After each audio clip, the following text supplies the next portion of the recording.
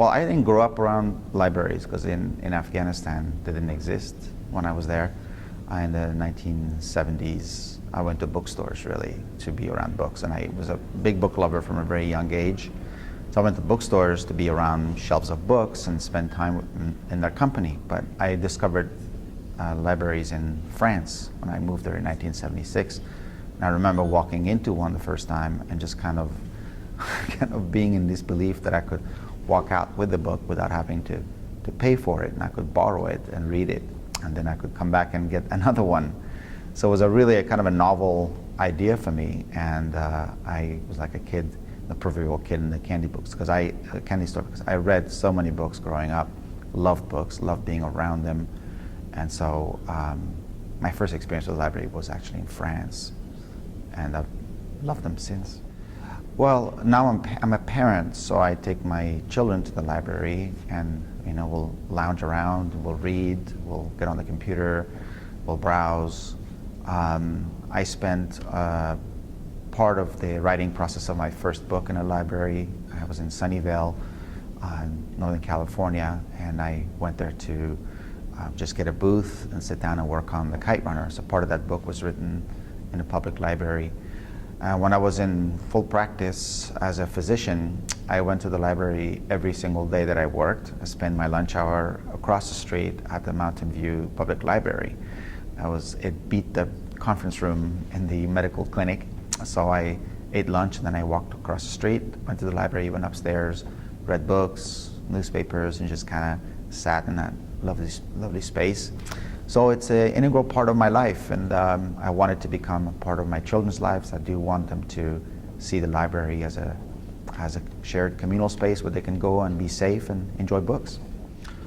Well, I think communities that don't have libraries, communities that limit their libraries end up suffering as a result. Libraries are very special places. They're sort of the ultimate egalitarian institution. People from all walks of life, all socioeconomic backgrounds can come and use a library as a place to learn, as a place for information, for education, for opportunity.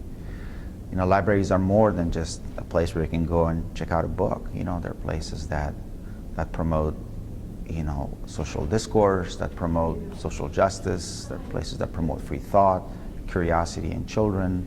They're often at the front line of identifying a community's problems and its needs. So, it's really difficult to overstate the value of a library to a community.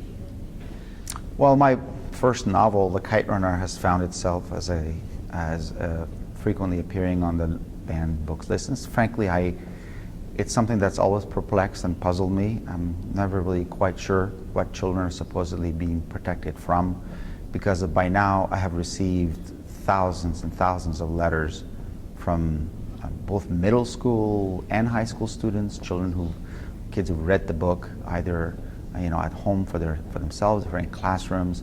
And I think, judging on the content of those letters, they're far, far more sophisticated than we give them credit for. They get the context, they get the reasons why certain scenes are put in. They really understand that, and they articulate that to me. I feel that far more harmful to kids is so much of the pop culture that they're exposed to through television, through the internet, things that promote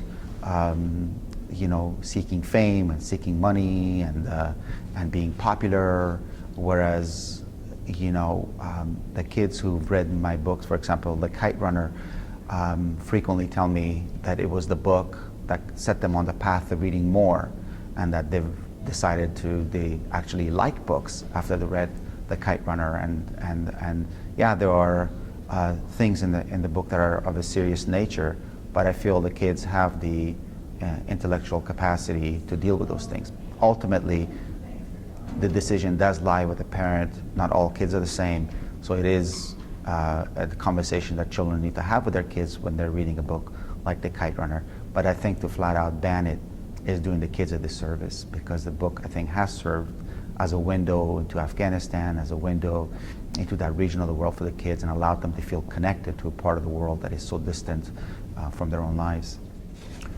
Well, I think that's something that we're going to see happen in the future. I think right now publishers are experiencing an upheaval in their usual business practices, and everybody is trying to understand really the full impact of the electronic revolution on the publishing industry, including publishers, authors, and to some extent libraries as well. I think the dialogue between publishers and libraries on the availability of ebooks will continue.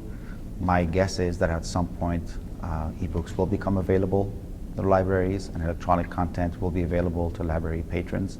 I think ultimately that's for the best of both publishers, readers, and also in line with the core mission of libraries.